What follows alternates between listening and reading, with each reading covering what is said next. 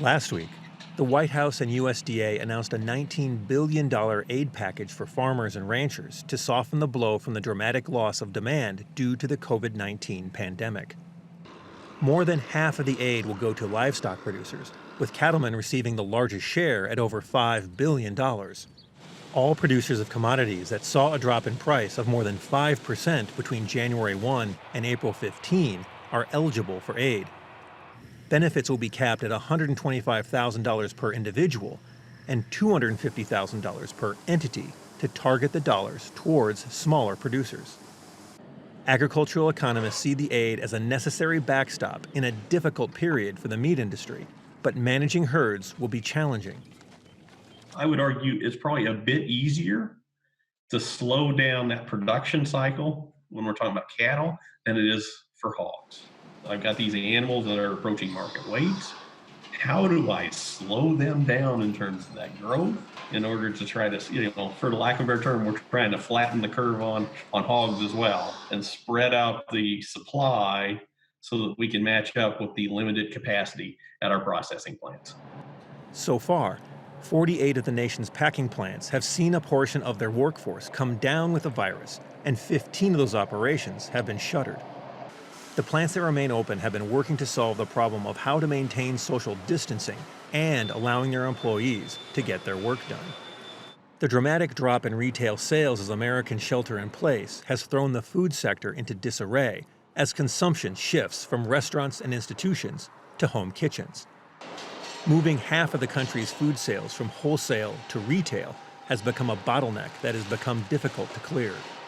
Estimates by the University of Missouri put potential U.S. farm economy losses at $11.9 billion for row crop farmers and $20 billion for livestock producers in the 2020 crop year. And so we had this incredibly frustrating situation for a period of time here where people are still dumping milk at the farm level. At the same time, you can't purchase as much milk as you want to buy at the grocery store. So do we have meat available? The answer is yes. Do we have it in the form and function that you would like it to have it in? The answer is no, not yet, but we're frantically trying to get it there. Included in the package is the infusion of an additional $2 billion per month into SNAP, a 40% increase for most users. The boost will help households experiencing a loss of income to bridge the gap. The move also is an attempt to satisfy the farm economy, desperately searching for a way to increase demand for the food it produces.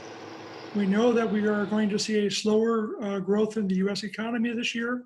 That's going to mean less purchasing power by consumers, and that's going to affect on what people buy. USDA also plans to purchase $3 billion in fresh produce, dairy, and meat. The $300 million per month increase in acquisitions will be distributed to food banks and pantries.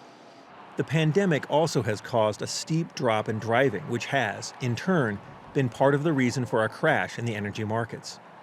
Americans have cut their gasoline consumption almost in half, which has rattled both the oil and ethanol industries. Dozens of ethanol plants have reduced production or shut down completely as storage is filled to near capacity and demand has fallen off. Without demand for ethanol production, Iowa State University economists estimate a possible 40-cent drop in the price of corn through the summer, and the total economic damage may climb over $785 million in the state of Iowa alone. Vast majority of the losses, though, do come from the production shutdowns. As we look at plants being idled, we're selling less product at a smaller price, leads to sort of a double-barreled hit to the ethanol industry. When Americans are able to emerge from their homes, it remains to be seen if consumers will return to their old buying habits, which will dictate how severe the COVID-19 aftermath is for agriculture. The big question mark is, are these temporary things that will all fade in a few weeks, or is this going to be with us for some time to come? From Market to Market, I'm Peter Tubbs.